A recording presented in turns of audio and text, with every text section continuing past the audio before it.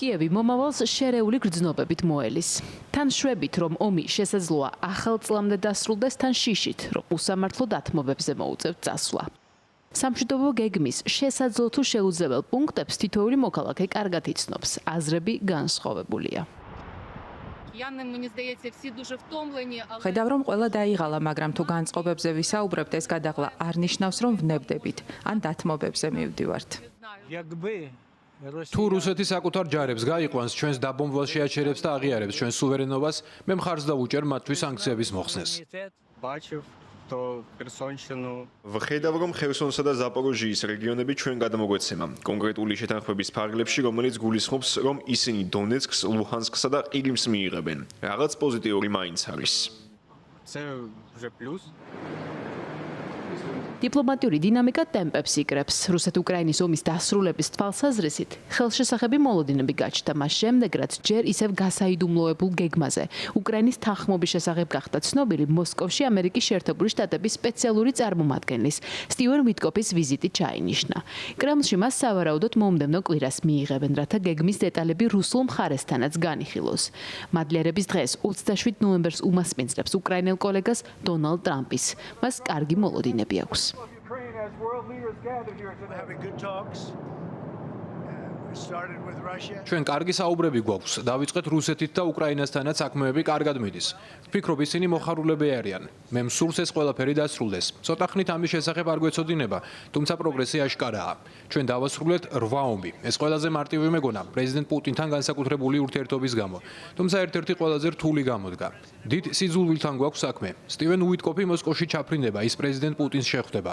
შესაძლოა ჯარედ კუშნერიც გაფრინდეს. მასთან დაკავშირებით ბოლომდე დარწმუნებული არ ვარ, მაგრამ ის პროცესში ჩართულია და ჭკვიანი ბიჭია. მიმდინარეობს მოლაპარაკებები. ეს გრძელი და რთული პროცესია. დედლაინი ამ საკითხთან დაკავშირებით არ მაქვს. დედლაინი იქნება ის, როდესაც ომი დასრულდება. ყველა დაიღალა ბრძოლით. ისინი ბევრ ხალხს კარგავენ.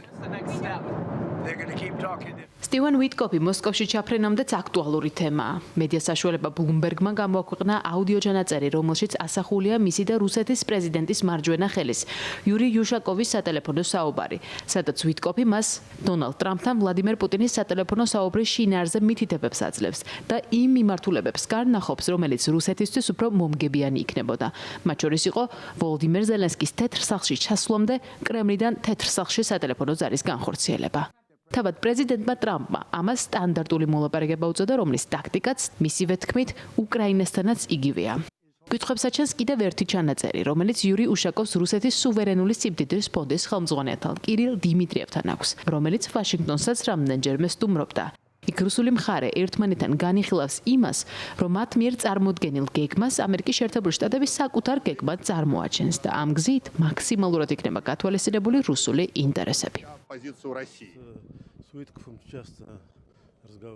სტივენ უიტკოფთან ხშირად ვსაუბრობ, თუმცა მის შინაარსზე კომენტარს არ ვაკეთებ. რაც შეეხება დმიტრიევს, მე შემიძლია ნებისმიერს ვესაუბრო ტელეფონით, თქვენც მათ შორის.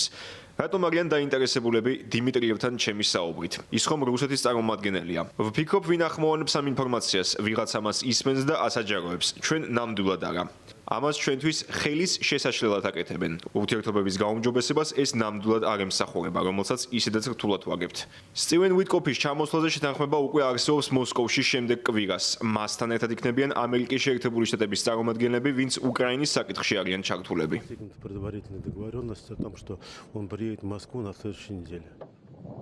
ყირგიზეთში ვიზიტით მყოფ რუსულ დელეგაციაში აღნიშნეს, რომ აბუ-დაბიში ამერიკის შეერთებული შტატების არმიის მდივანთან შეხვედრაზე უკრაინის სამშვიდობო გეგმა არ განუხილავთ, თუმცა არაოფიციალური არხებით ის მოსკოვში უკვე იხილეს.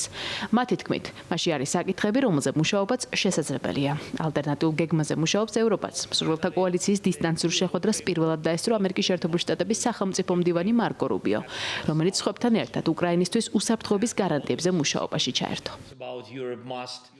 მტკიცედ გვჯერა, რომ უკრაინის შესახებ უსაფრთხოების გადაწყვეტილებები უნდა მოიცავდეს უკრაინას.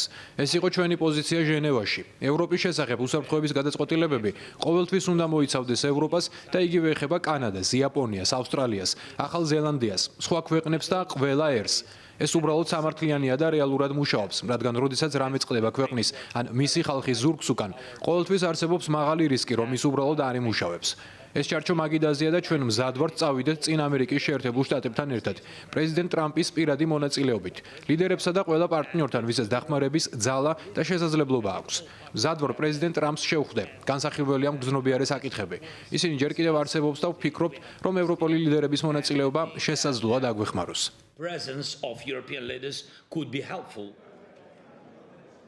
სამართლიანი და მდგრადი მშვიდობა, სუვერენიტეტი, ფინანსური მხარდაჭერა, უკრაინის, ევროკავშირისა და ნატოს აქტიური მონაწილეობა სამშვიდობო მოლაპარაკებებში და რუსეთის მიერ გატაცებული უკრაინელი ბავშვების დაბრუნება. ის პრიორიტეტებია, რომლის ხილვაც გეგმაში ევროპელებს სურთ. ამაზე მეტი თქვა ევროკომისიის პრეზიდენტმა ურსულა ფონ დერ ლაიენმა ევროპარლამენტში პლენარული სესიის დროს, რომელიც უკრაინის თემას ეძღვნებოდა. ნებისმიერი შეთანხმება უნდა უზრუნველყოფდეს სამართლიან და ხანგრძლივ მშვიდობას. ასევე ის უნდა უზრუნველყოფდეს უკრაინისა და ევროპის ნამდვილ უსაფრთხოებას. უკრაინას სჭირდება საიმედო, გრძელვადიანი უსაფრთხოების გარანტიები, როგორც უფრო ფართო პაკეტის ნაწილი. ასევე ნათელია, რომ ნებისმიერი სამშვიდობო შეთანხმება უნდა უზრუნველყოფდეს ევროპული უსაფრთხოების გარანტიებს გრძელვადიან პერსპექტივაში. თუ დღეს საზღვრების რღვევის ლეგიტიმაციასა და ფორმალიზებას მოვახდენთ, ხვალ ახალ ომებს კარს გავუღებთ. ამის დაშვება არ შეგვიძლია. ევროპის მომავალი უკრაინის მომავალზეა დამოკიდებული. უკრაინის მომავალი კი ევროკავშირშია. ეს არ არის მხოლოდ ბედისწერის საკითხი, არამედ უსაფრთხოების გარანტიების ნებისმიერი სისტემის ფუნდამენტური და აუცილებელი ნაწილია. ერთი პრინციპი მიღებულია: არაფერი უკრაინაზე უკრაინის გარეშე, არაფერი ევროპაზე ევროპის გარეშე და არაფერი ნატოზე ნატოს გარეშე.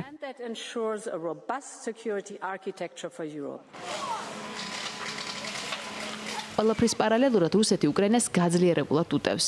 კიევზე მასშტაბური დარტყმის შემდეგ დღევანდელი სამიზნე უკვე ზაპოროჟიე იყო, სადაც 20-მდე ადამიანი დაშავდა. 7 მრავალსართულიანი შენობა კი დაზიანდა. თავის მხრივ უკრაინული დრონების მოგერიების შესახებ იუწყება რუსული მხარე.